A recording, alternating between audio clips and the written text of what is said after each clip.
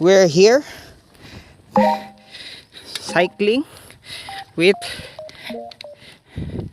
Sir Reniel and yours truly, Rain. So saan kami papunta? You'll see later. We call it Ako Bicol Road. And as of now, natatakpan ang mumunting Mayon. But currently, nilalakbay na namin siya. And dito sa video, I think it's a bit parang pantay lang. Pero sa amin, it's paakyat. Ayan ang gear ko po. Hindi ko pa minamax na binababa kasi tolerable pa naman ganitong speed. I'm using 10 speed. 1/10 ang setup ko, but currently my crankset is not on 1/, but currently using just one of the three, which is the middle one. I think that's 34, maybe 34, something like that. Ayan, so binabakbak namin to. Titingnan namin kung saan kami abot. Hopefully our target is Ako Bicol Road. This is my first time riding papunta doon, even though I'm very matagal na din nagbabike, but I'm not into racing and stuff. It's just a hobby and exercise. So, stay tuned.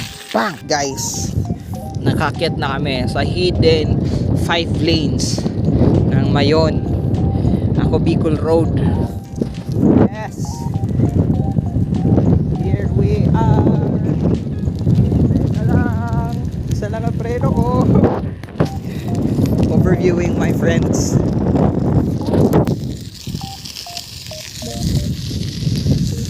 The hidden 5 lanes, maybe 6, yeah, 6 lanes of Mayon, the Ako Bicol Road. It's not hidden actually, but for those people na hindi ito alam, ito po yun. Yan, yung mga nagbabalak pumunta ng Bicol, ito po yung papunta sa Laclava. Ayan siya. Ayan, teka, inayos ko lang yung buhay ko. Ayan, sige.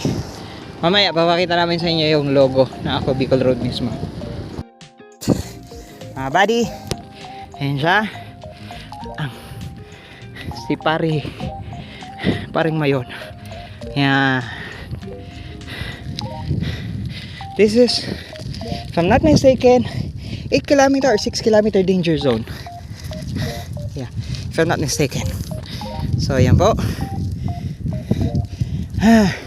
Kaya siyang abutin ng bike, friends. Kaya naman talaga. Anyway, ciao. So yun nagpahinga muna kami, pero super duper lapit na namin dito sa sign na 8KB, right? No, ayan na si paring Mayon. Sabi yung dadaanin namin, actually packet siya. Kapag pinansin niya naman, puro naman na pababa yan kapag nakaayos sa perspective ng cellphone ko. Dito lang kami sa sidewalk, malaking sidewalk, siguro pang 2 lanes na sidewalk to, pero goods lang. We'll see, let's finish this and then bababa na kami. Peace out! Yan, Ako Bicol Road na kami. Gusto ko lang yung aking hair lalo. Yan, we are at Ako full stock bike. Ay, hindi naman full stock bike, no, kasi naglagay na nga pala tayo ng nag-upgrade na tayo ng group set, pero hindi siya original group set, mga mumurahin lang. Yan na po, Rain. Yan na po, nasa taas na kami. Yung kaninang nagbo-vlog habang nagbabike, ito na. Sheesh.